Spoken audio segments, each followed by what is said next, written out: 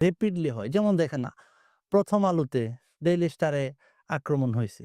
এটার বিচার যেই গতিতে হইছে, এটার বিরুদ্ধে এটার আ যারা অপরাধটা অফেন্সটা করছে, তাদের বিরুদ্ধে সরকার যতটা অ্যাক্টিভলি আপনার অ্যাকশন নিয়েছে, আ রেপিডলি অ্যাকশন নিয়েছে, দ্রুত গতিতে অ্যাকশন নিয়েছে।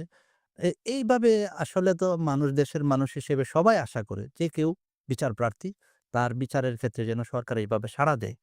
কিন্তু একটা খুব দুঃখজনক ব্যাপার, বাংলাদেশে কিছু ঘটনাকে দেখলে আমার কাছে মনে হয় যে আটলান্টিক মহাসাগরে একটা জায়গা আছে, বারমুডা ট্রায়াঙ্গল, জি, হ্যাঁ? তো এটা সম্পর্কে প্রচলিত আছে ওই জায়গাটায় কোনো কিছু গেলে ওইটা হারায়া যায়। ওই জায়গাটা সম্পর্কে আজও পর্যন্ত এত প্রযুক্তি, এত আধুনিক যন্ত্রপাতি আবিষ্কার করার পরেও ওইটার রহস্য মানুষ কি করতে পারে নাই? উদ্ঘাটন করতে পারে না। ওইখানে কোনো কিছু গেলে গায়েব হয়ে যায়। আমার কাছে মনে হয় বাংলাদেশেও কিছু বিষয় বারমুডা ট্রায়াঙ্গল এর মতো। এই জায়গাটায় গিয়ে ওইখান থেকে আর কোন তথ্য মানুষ পায় না। ওইখান থেকে ওই জিনিসটা গায়েব হয়ে যায়। ওইটার ব্যাপারে কোন তথ্য আর মানুষের সামনে প্রকাশ করা হয় না। এর মাঝে সাগর রুনির হত্যাকাণ্ডটা দেখেন।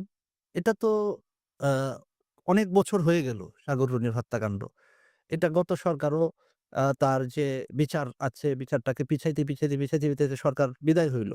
এই সরকার আসলো। এই সরকারের আমলে তো আসলে আশা করা করা যেত বা আমরা আশা করতাম যে এই একটা বিচার এতদিন যাবৎ একজন সা সাংবাদিক সংবাদকর্মী, সাংবাদিক দম্পতি তাদেরকে নির্মমভাবে হত্যা করা হইল। তাদের বিচারটা এরা অগ্রাধিকার ভিত্তিতে করবে। কিন্তু দেখেন আজও পর্যন্ত এটার কোনো সুরা হলো না।